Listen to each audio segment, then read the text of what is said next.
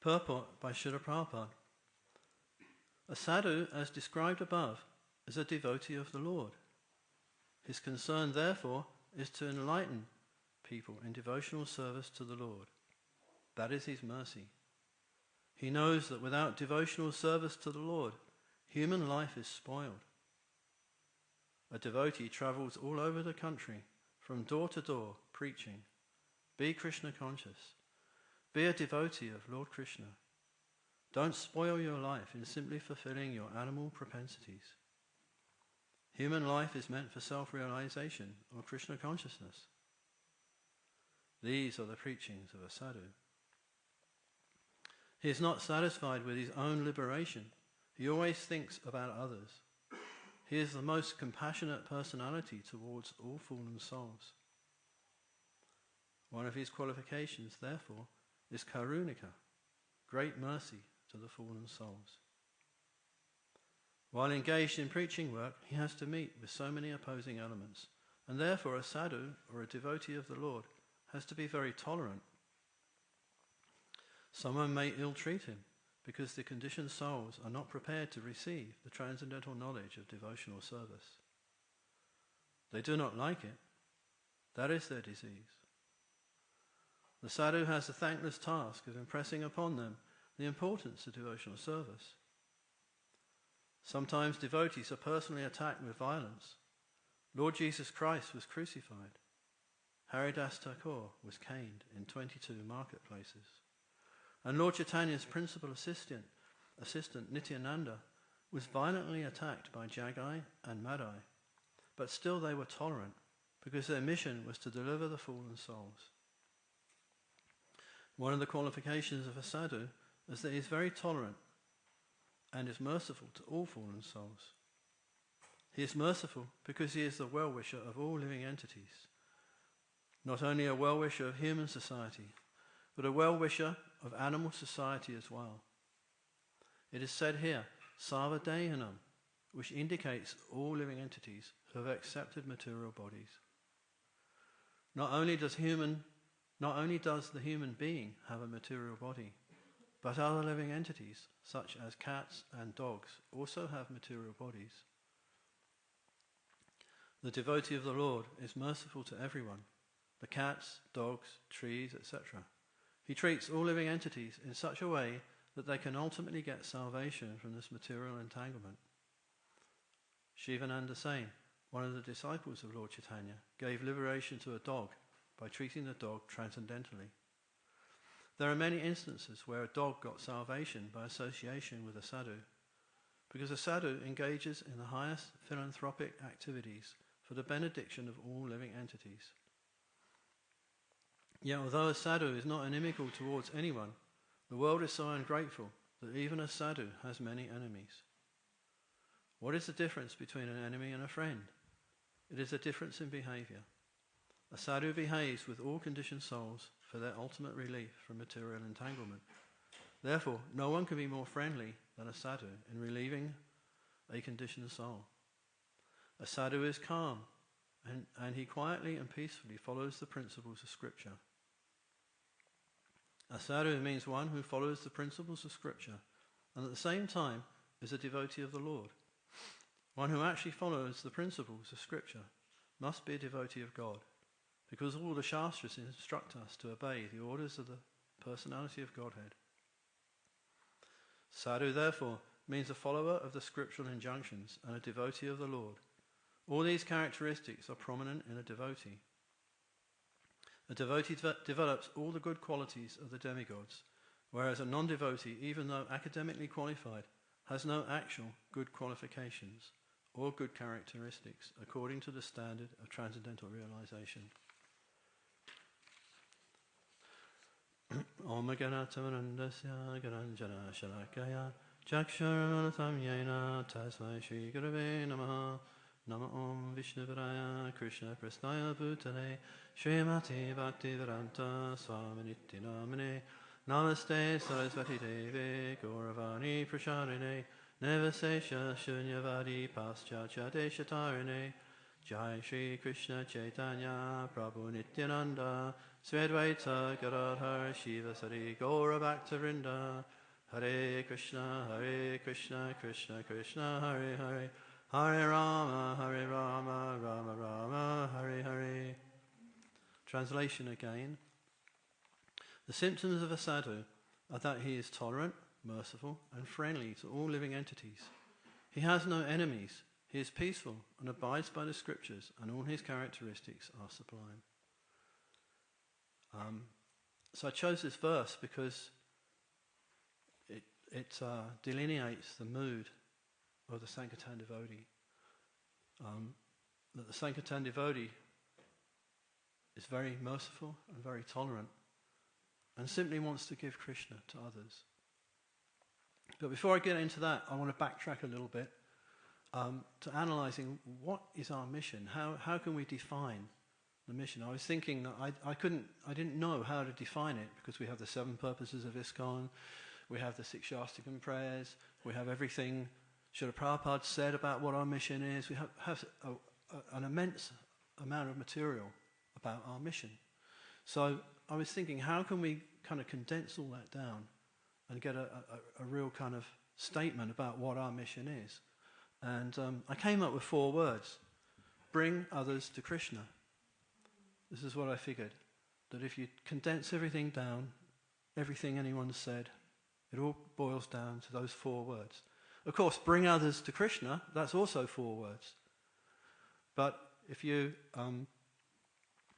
or give Krishna to others, is also 4 words. But if you're bringing others to Krishna all the way home back to Godhead, that's automatically included, because you have to give them Krishna for them to take them home.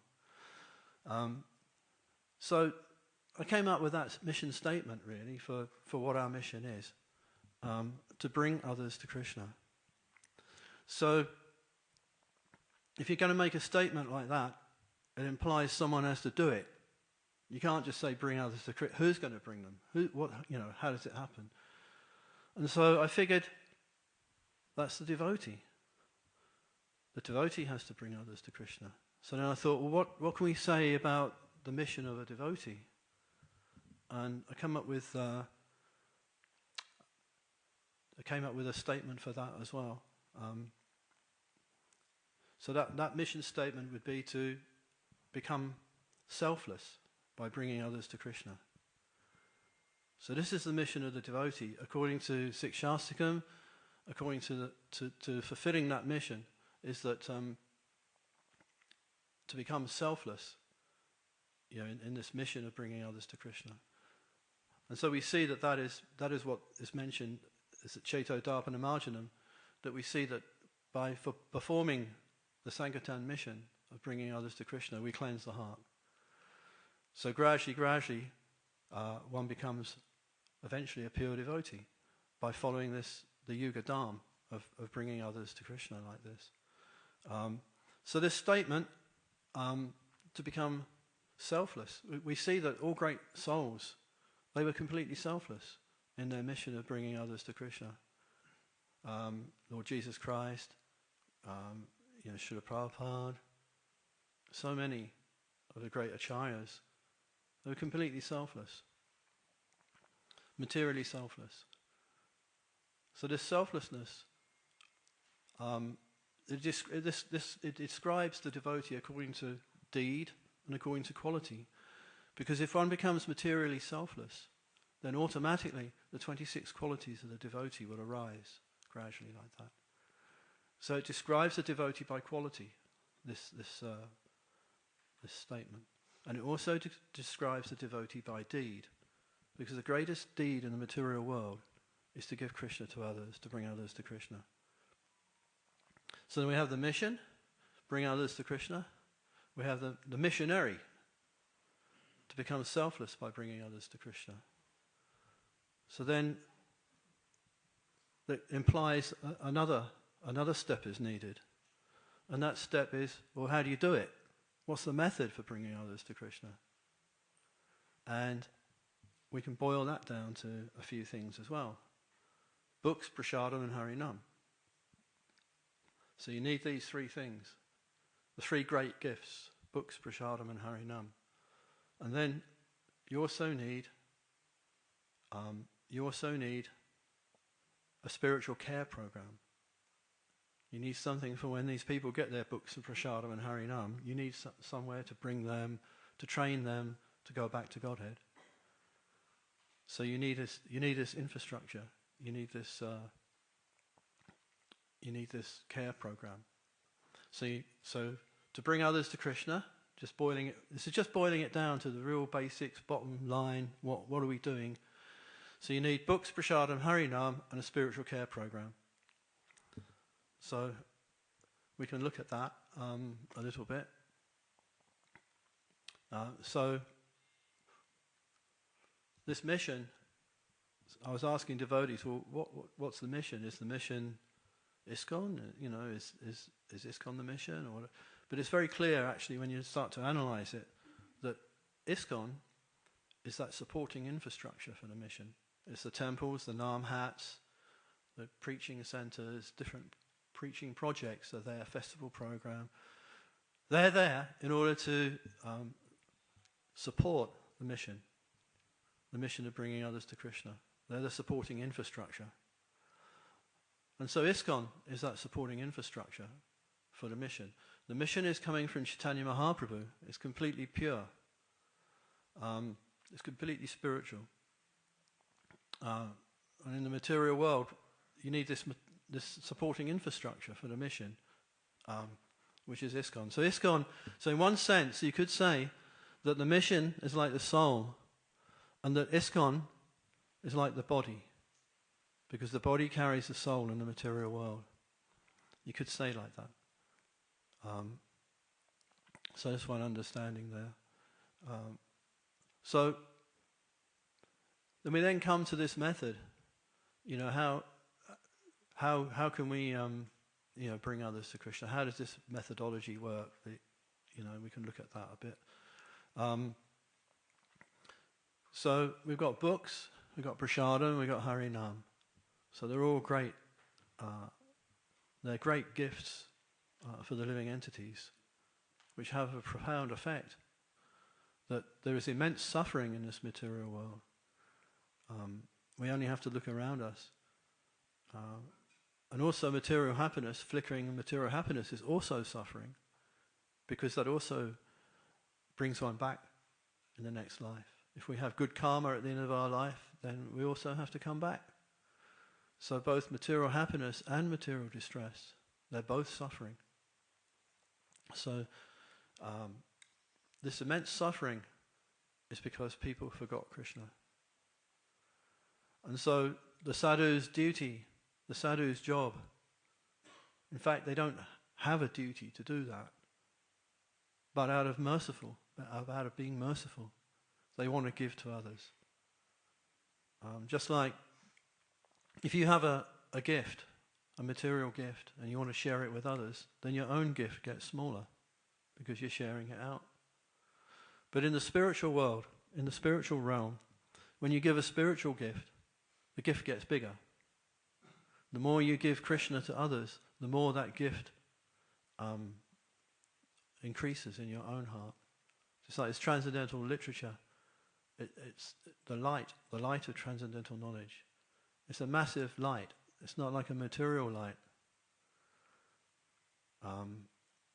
It's millions of times brighter than anything we can see materially. So the light of transcendental knowledge, when we give people the book, it has the power to light up Krishna in their hearts. This is the power of transcendental knowledge. That knowledge, it lights up Krishna, and that light blots out the darkness of ignorance. It just gone. So this is the power of the transcendental knowledge, and it comes in the form of books, of transcendental literature. So these transcendental literatures, sometimes we hear this phrase, the Brihat Mridanga. You know this phrase, Brihat Mridanga? It was first coined by Srila Bhaktisiddhanta Sarasvati Thakur, the spiritual master of Srila Prabhupada. He coined this phrase, the Brihat Mridanga, the great Mridanga. So for the last 35, 40 years, I heard this phrase, the Brihat Mridanga, but I suddenly thought, well, hang on. If we're going to say it's the great Mridanga, can we quantify that? What does it mean? We just say great. How great? Is it just a little bit greater, a lot greater? How my mind was questioning, you can't make a statement like that unless you're going to quantify. So I was thinking, how can we quantify it?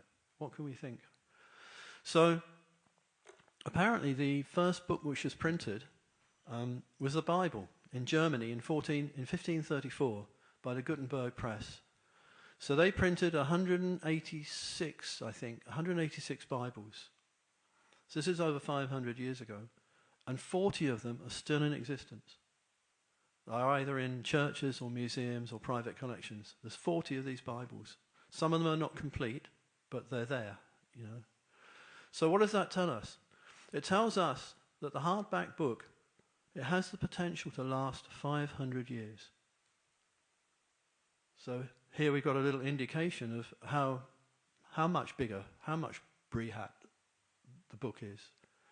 That a book has the potential to last for 500 years. So what does that mean? We can look at it another way. We can say, if I distribute a book, that book has the potential to carry on preaching for 500 years after I leave my body. So that's quite an interesting fact. So, 500 years, what's that? 20 generations? Say 4 generations to each 100 years. And maybe in each generation, in that family, maybe there's an average of 4 people, could get to read that book. The potential is there. It won't happen with all of them, but that potential is there. So what does that mean? So I was thinking about this, and Soho came for a couple of pallets of Soho Street Temple. They came to the book warehouse, and I loaded them up with 2 pallets of Gitas, the Shastradhan ones, the small orangey coloured ones. And on those particular pallets, there was 1,000 on each one. So it's 2,000 Gitas in the back of a transit van, bang, in there. So I was thinking, okay, so if they have a potential to last 500 years, there's 20 generations and 4 people in each generation, how many is that? It's 160,000. So this one little van with 2 pallets of books had the potential to reach 160,000 people over 500 years. Do you see? So can we imagine what 160,000 people looks like? Who can do that? So there's an example. We got this football stadium in Wembley. So it has a capacity of 80,000 people. So 160,000 people is 2 times the capacity of Wembley Stadium. So that's a massive amount of people. That potential is there. So this is how great the Brihat Mridanga is. So this is why the past 2 acharyas, Srila Bhaktisiddhanta and Srila Prabhupada, they both stressed the distribution of books, the Brihat Mridanga. And this potential to last 500 years, how long is your electronic device with the Bhagavatam on it? How long is that going to last? 3 years? 5 years? It's there. I mean, we should use all forms of distribution. Digital, e-books, audio books. But the most steady and the most sustainable is the hardback book, is the book. Because the hard book, it cannot be stopped. We see certain countries, they don't like something, they turn the internet off on a particular thing. North Korea or China, different countries, if they don't like something, they just close those websites, or they don't allow you to access things. So we can't rely on the internet in the future. You can just flick a switch, turn off transcendental knowledge, gone to a whole country, just like that. But they can't go around to everyone's house and collect up every single Bhagavad Gita. It's not possible. So the surefire way of spreading this movement, of bringing others to Krishna in a sustainable way, is to distribute books. So it's very interesting. So the devotees, we just mentioned that there is actually a connection here. An interesting Jai, Radha Kurananda ki Jai, Sitaram Lakshman Hanuman ki Jai, Shishikuna ki Jai. So there's one little thing I'd like to mention, regarding this mission of distributing books and bringing people back to Krishna. In one sense, it is the highest service. I mean, to start with, the books, they tell us, worship the deity. The books say, cook for Krishna. The books say we've got to have cow protection. The books say we've got to do so many things. We have gurukuls, farm communities. It's all there in the books. So the books, they're the only service, they're the only item which promotes all the other services. So if you haven't got books, then the temples, ISKCON will just gradually die. Because they're promoting, book distribution is the only service which promotes all the other services. So it's another interesting little fact about book distribution. But regarding the sanctity of book distribution in relation to other services, of bringing others to Krishna, there is a connection, a direct connection with the gopis. So we see amongst the gopis, the topmost devotees of Krishna in the spiritual world, we see there are a type of gopi called a Manjari gopi. So these are the serving maids of the gopis. They're completely selfless. They have no desire to be with Krishna.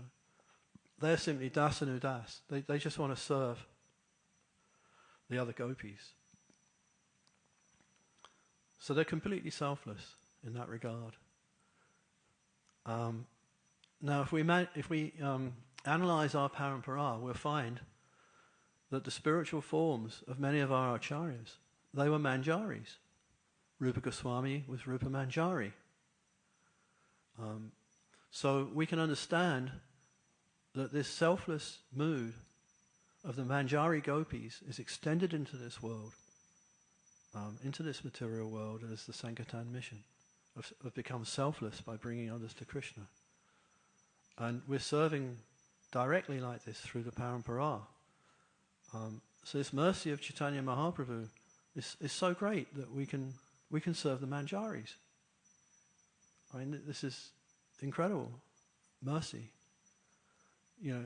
Even someone is drunk, and a drunken meat eater. He tags on the end of the Harinam, and he starts going, "Oh, Krishna, Krishna." So Lord Chaitanya is taking that as service. So even a completely fallen person, they can serve the Manjaris. I mean, this mercy is beyond comprehension.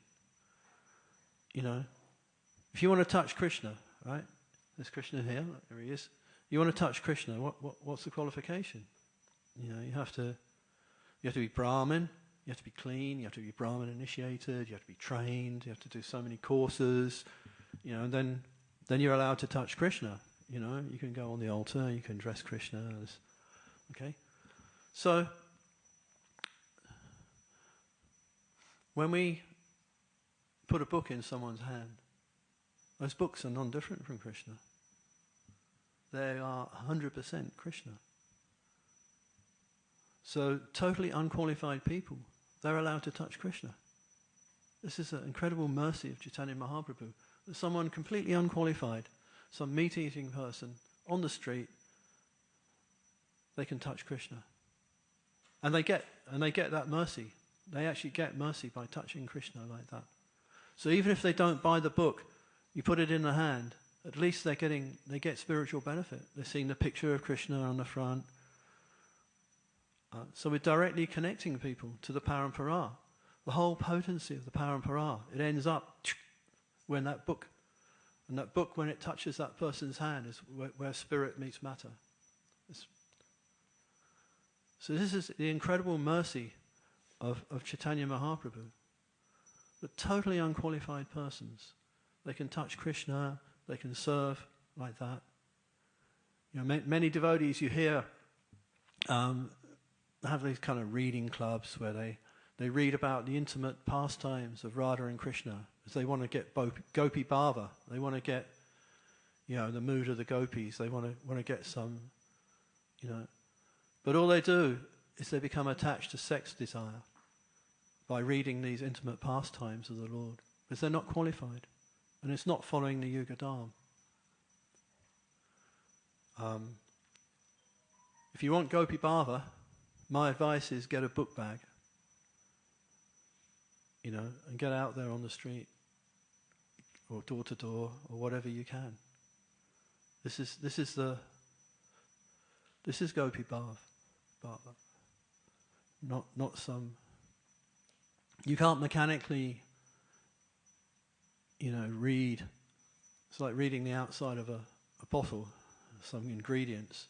You kind of read about the gopis and their intimate pastimes with the Lord. That will come automatically. If one becomes a pure devotee, automatically all these other things are there. But in the meantime, it's best to stick with Lord Chaitanya and distribute books. So, there's a couple of things I'd like to read here. I don't know if anyone remembers this book. Anyone remember that one? From late 70s. Distribute books, distribute books, distribute books. There's a history of book distribution in ISKCON in the early days. So, I just read a couple of things. I think we've got time, probably about 5 minutes worth.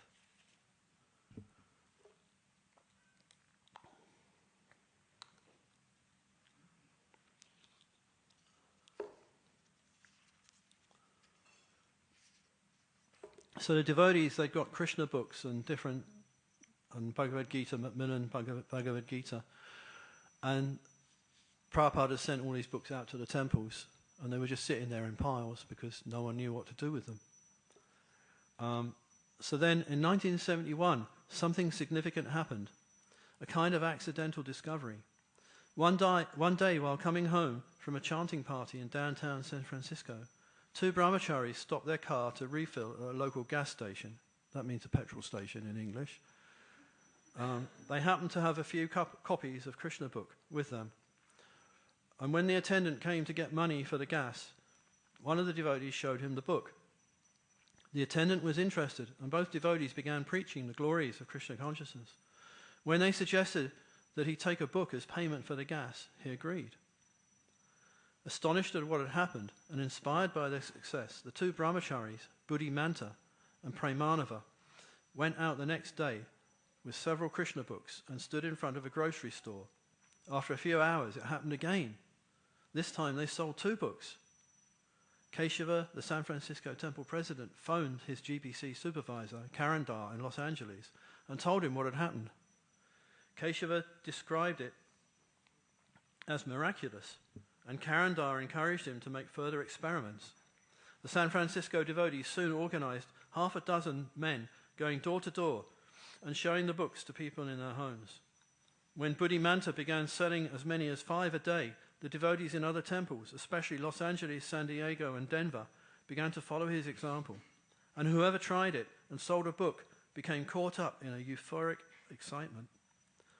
A reader may become amused by hearing these book-selling activities described in glowing terms, as if they were something highly unusual.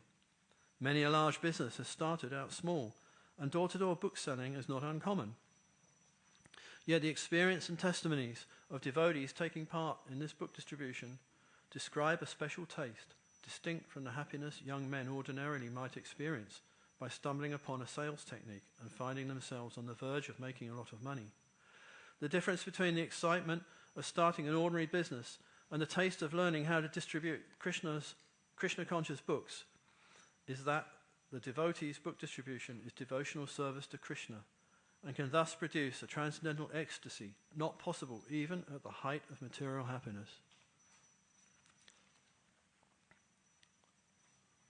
So then, we fast forward, that was 1971. So we then fast forward here, and this is the first Christmas marathon. This is a description. It was kind of accidentally discovered.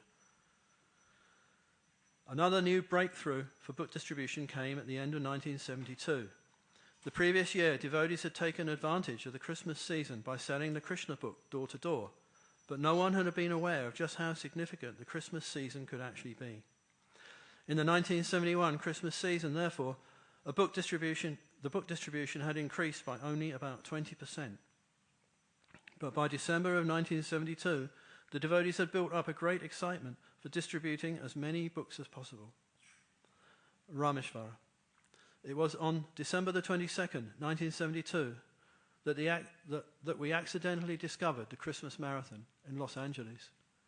We noticed a great increase in the number of people going into stores, and the stores were staying open sometimes until midnight. I was standing in front of this Burbank Zodi's.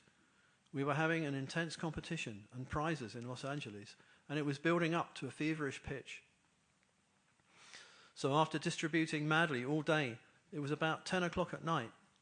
I had collected about $350 and distributed 650 magazines. I was convinced this was a new world record in ISKCON, and no one possibly was going to beat me this day. Even though the store was still open until 12, it had started slowing off, and I was thinking, maybe I should go back. Undoubtedly, everyone is back already. No one has ever stayed out past 8 o'clock. They'll all be waiting up for me. I shouldn't keep them waiting up. So in this way, my mind was convinced to go back. By 11 o'clock, the store was completely dead. I got in the car and started driving back. On the way back, I passed another Zodi's called Hollywood Zodi's on Sunset and Western. I was torn whether to stop or not because that store was crowded and it was going to be open until midnight. But I decided, no, I'll go back because I'll be the champion, and that way I can let everyone know it. So I just kept on driving. I finally arrived at the temple at about 10 minutes to midnight, and I burst into the Sankirtan room. But the only person there was the secretary, Madhukant. I said, oh no, everyone went to bed? He said, no, nobody is back yet. I was the first one back. That was the discovery of the first Christmas marathon. It was completely unplanned. No one had ever instructed anyone to stay out that late. We just did it spontaneously. Finally, at about 1:30 in the morning, all the devotees had returned, and we were sitting around looking at the Sankirtan map. We couldn't sleep. We were so agitated to go out. We were thinking, where can we find plenty of conditioned souls?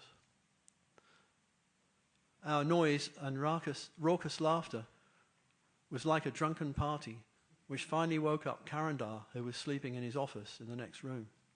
He came stumbling in, wiping the sleep from his eyes, and when he saw us and saw what was going on, he burst out laughing and sent us all to bed, saying, get ready for tomorrow.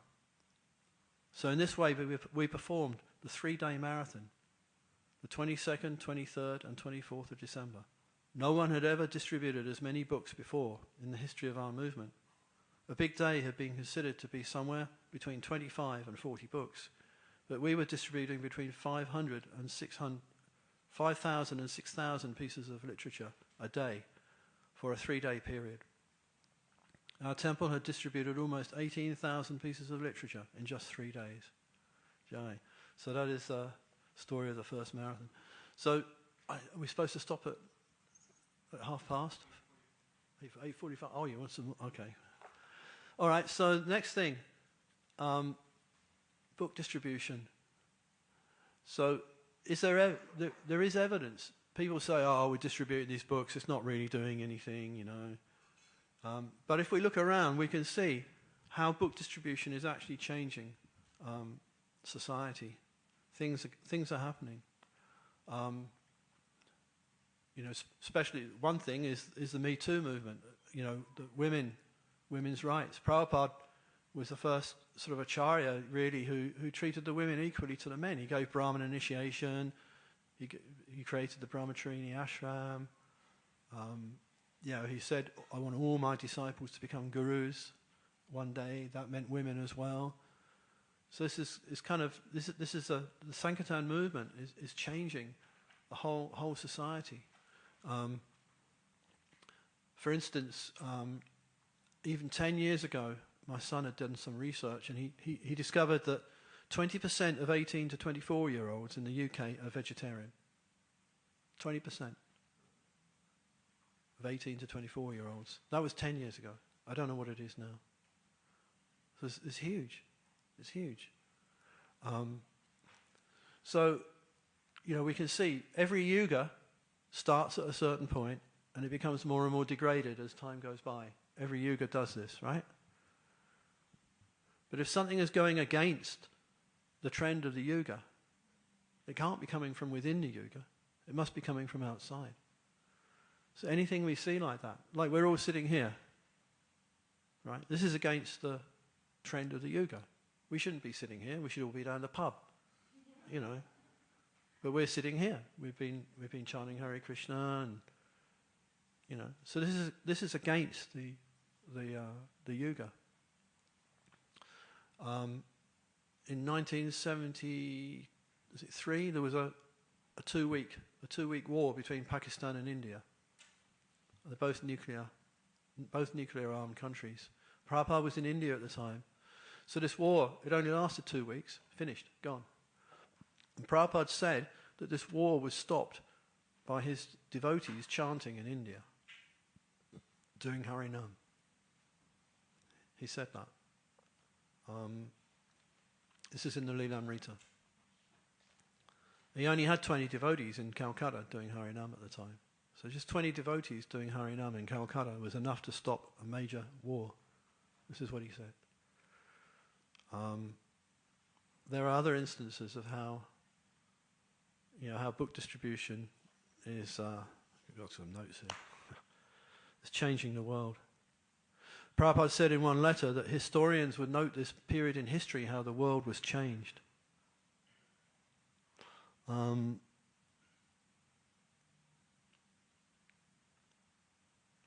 It's so many.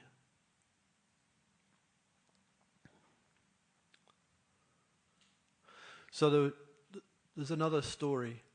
In 1987, I was traveling around America and ended up in Detroit at one point, and I met up with a devotee there called Bumadev.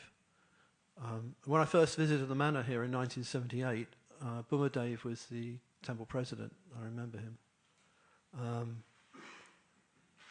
And they gave me a science of self-realization. This was 5 months after Prabhupada left. This was March 78. A friend of mine brought me here who knew Bumadev from Amsterdam, this friend of mine. And Nabaswati and different devotees, Vimukta Sangha, he knew them from Amsterdam. So he brought me here in 78, and the devotees gave me this new book had just come out called The Science of Self-Realization.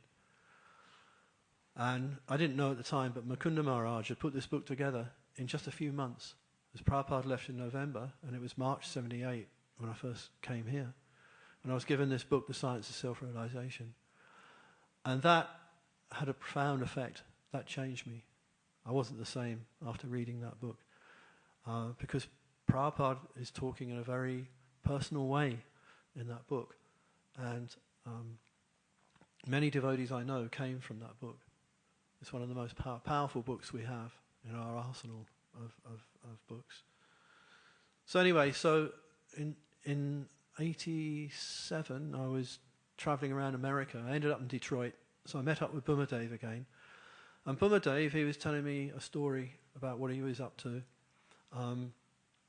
He'd got a radio show. It's like America, everyone has a little radio show or something. So Bumadev had this radio show. And what had happened, he'd met up with what's called a Raj Brahmin, this Indian chap, he was a devotee, but I don't think he was, living in the temple or whatever, but he was a Raj Brahmin. So the Raj Brahmins, they were the Brahmins that advised kings. So he was in a line of Raj Brahmins. And they go back to Bhrigu Muni. They go back to Bhrigu Muni. So there's a story that the Brahmins were cursed. They were cursed by Lakshmi. And the story is that Bhrigu Muni, he'd been nominated by the sages to find out who was the greatest, whether it was Lord Vishnu, Lord Brahma, or Lord Shiva. So he went to Lord Brahma, and he refused to get up. Out of respect, he refused to stand up. And Lord Brahma was his father. So Lord Brahma, he just ignored him. So he insulted Lord Brahma in that way, and Lord Brahma ignored him. He then went to Lord Shiva, and he said some insult to Lord Shiva, and Lord Shiva lost it, got angry with him. So he thought, okay, Lord Shiva's not the greatest. So he went to Lord Vishnu, and he kicked him on the chest. And Lord Vishnu, he didn't take offence. He said, oh, my dear Bhrigu, I hope you haven't hurt your foot. And he started massaging Bhrigu Muni's foot, you see. But Lakshmi Devi, she took offence. And she cursed the Brahmins, that the Brahmins would always be poor. You see. My wife doesn't accept that excuse, but anyway. But whenever there's a curse, I don't think it's in the Bhagavatam, but whenever there's a curse, there's a positive side to it. And so Lakshmi gave the Brahmins the Bhrigu Yantra, which is a way of doing astrology, so they could get some donations so they could survive. So the Bhrigu Yantra, you know what a yantra is, like a copper plate, and it's got lines and things. So this has got the 12 houses of the zodiac on it, on this yantra. And you have these planets, which are you have these stones, different little stones, and they represent the different planets. So you ask your question of the yantra, and you drop the stones on the plate. And someone who's an astrologer, he can see, oh, this one's in this house, that one's in this house, this planet's here, and they can give you a reading, an astrological reading. And so this being America, they had this radio show, and they're having people phone in and ask questions of the Bhrigu Yantra, and they were dropping doing the whole thing. It's America, that's what they do, things like that. So then what was happening? They were finding that the yantra wasn't working properly, and they couldn't work it out. For instance, by 1986, the yantra, regular scientists, they predicted that half the population of the world would die of AIDS. It didn't happen. There was another thing that Los Angeles was supposed to have got engulfed by a forest fire, but it just came to the edge. It didn't quite do it. There was meant to have been a plane crash, and the plane just ran off the end of the runway or something. The yantra wasn't really coming right, and so this Raj Brahmin, he was getting really agitated. He said, well, the yantra's never been wrong before. What's going on? How is it that the yantra's not working? And so Bhumadev, they consulted with some of our learned scholars within ISKCON, and the only conclusion that they could come up with was that the Sankirtan movement is diminishing the karma of the world. That's what the conclusion was, because the yantra, the astrology wasn't working. And we know that astrology, just like the lines on your hand, that's another kind of reading something, right? You can read the lines on the hand, But what does it say in Nectar Devotion? Clap your hands in front of the deities, and they don't mean the same anymore. Because it interferes. It interferes with your material destiny. In other words, Krishna consciousness, it changes your material destiny. It can change the material destiny of the world. So it's important understanding.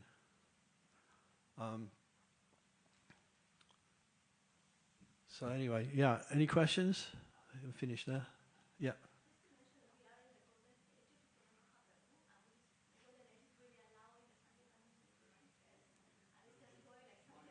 Sorry, I can't hear you very well.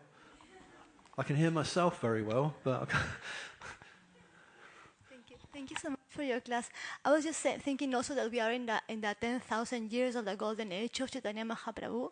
So Sankirtan movement is manifesting during that time. And so we are like going through a Satya Yuga within Kali Yuga. So we can choose to be in Kali Yuga outside in the pubs or in Satya Yuga here in the temple. Yes, very good. Yeah. Okay, before somebody asks the question, why does it say here in the verse, the sadhu has no enemies, but then it says down here, Prabhupada says the sadhu has many enemies, right? So before anybody asks the question, my conclusion on that is the description here is of Mahabhagavata. So Mahabhagavata doesn't necessarily preach. He can do, but then he's working on the level of a Majjham Adhikari. Prabhupada said that the Mahabhagavata, he can act. He says he comes down to the level of Majjham for preaching. But I don't like that term of Prabhupada that he comes down, because he doesn't become a Majjham. He's still a Mahabhagavata, but he's acting on the level of a Majjham in order to preach. So when you do preach, then we see so many things happen here. You know, you can get a little bit of bother. You know, like Haridas Thakur and Jesus Christ, different people. When you start to preach, you can get a little bit of bother sometimes, But the devotee, he just carries on. We have Lord Nrsingadev. We have so many well-wishers, and so we just carry on, and we get the mercy of Krishna in that way. So, okay, any other points? Someone have some?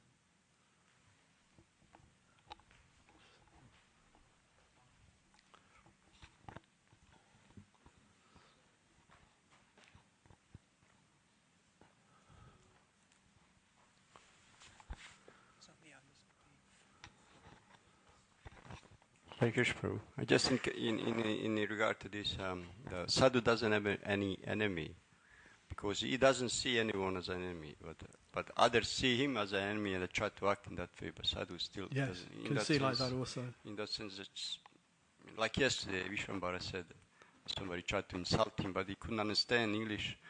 He was just smiling, and people were just insulting heavily. Yeah, it was just like this. He doesn't take seriously. Like that. Thank you. Anyone else?